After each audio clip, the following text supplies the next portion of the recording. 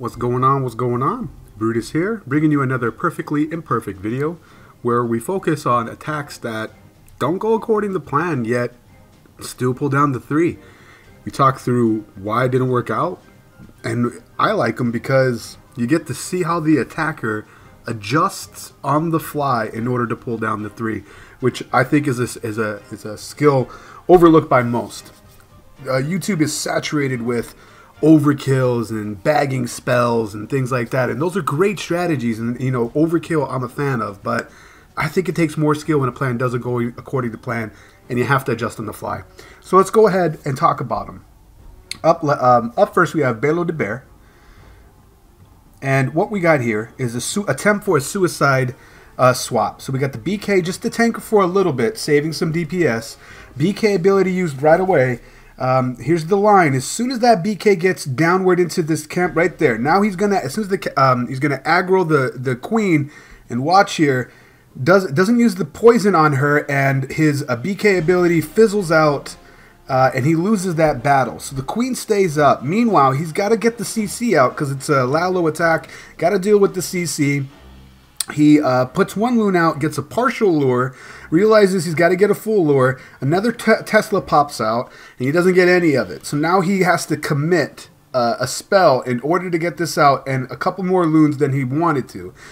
So he puts down Queen at the very bottom here to get some of the archers separated from whatever's in the CC. Could be a Valk or a Baby Dragon combination. Haste goes down, gets a full lure with that Baby Dragon, and the Witch comes out. But watch this. So he probably wasted 3 more loons than he really wanted to.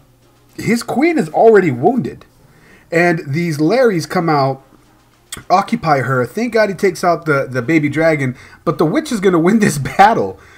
Watch this. So with the Witch occupying the queen, and she also has higher DPS coming out of her. So the only thing is that the Witch doesn't really impact the Lalo raid, and so we'll see this right here. Although she'll follow the loons, really the story is about this queen. So what he does is he sticks to the plan and prays. Hopefully the pups will get her, but watch how lucky this guy gets. He sticks to the plan. This is all what he was trying to do. Because the queen is wounded, he's hoping that with her being distracted right there, she just so happened to stand on a bomb tower, and the loons take her out with the splash damage. No pups near her, and the hound doesn't even, she doesn't even lock onto a hound. Really fortunate right there. He had a super tight butthole moment right there. We all know he did. Then they'll drops the rest of the loons, and then that Witch is still up, but you'll see that the pups will eventually get her in the middle there underneath that heel. But he sticks to the plan, cleanups in the corners and everything like that going on. And when everything breaks the way that he intended, all the defenses go down. The loons are all in different spots on the map. One unpopped hound, but this helps him for the cleanup duty. He has no troops left remaining. So the fact that the queen was wounded, he kept that in mind, continued with his lure. Unfortunately, fished out some Teslas he didn't think would be there. Had to waste a few more loons in order to get the full lure out. Made a decision to leave the Witch alone because the Baby Dragon was the major threat, and got lucky. Got lucky with the queen kill, but I know that his intention was, if I get the queen to aggro onto the hound first, the pups will get her because she was wounded. Really nice job sticking to the plan on this, not losing your cool, which I know I would, and still pulling down that 3 fresh in a 10-on-10 Clash Bash. Bounce out of here. Let's take a look at Ghost. This actually did not go according to plan either. Shattered Lalo. And this one's interesting to talk about. So aiming for these 2 air defenses right here. Okay, we got another cannon down on this side. So if you kind of put your golem on this wall, he's gonna aggro over here, and it doesn't really work for funneling purposes. So 2 golems right here, and the story really is the decision to put the Baby Dragon up top on here. Once this Archer Tower gets aggroed onto the golems, and then really strong kill squad because it's an immediate aggro from the queen. Just wreck and face. One queen, unlucky split with one queen working on one golem and the 90 DPS Expo working on the other. Queen comes in, and there goes down the jump. So this right here, once the thing about the AI and the jump for the queen is a best way to describe it is she'll aggro, she'll take the jump last. She'll look for every other possibility. The jump comes last. It's just the way her AI is. And so look at this dead space. Thinking there could have been Teslas right here that the golems would aggro onto.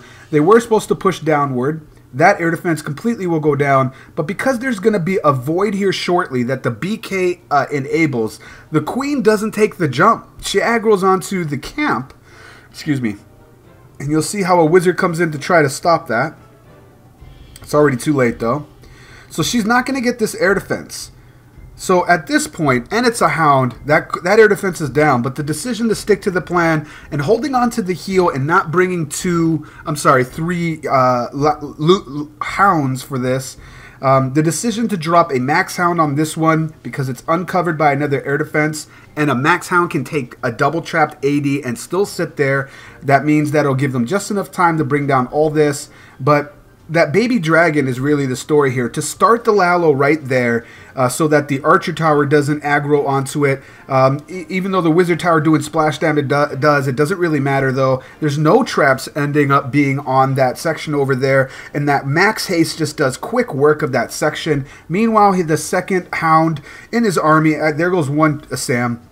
Second hound fishes out air skellies and the Tesla farm, but that's where the other heel, a haste goes, and then a heel right here. So all the hounds are done, and there's still another air defense. Actually, the queen ended up, look at that, the queen ended up getting that air defense at the last moment.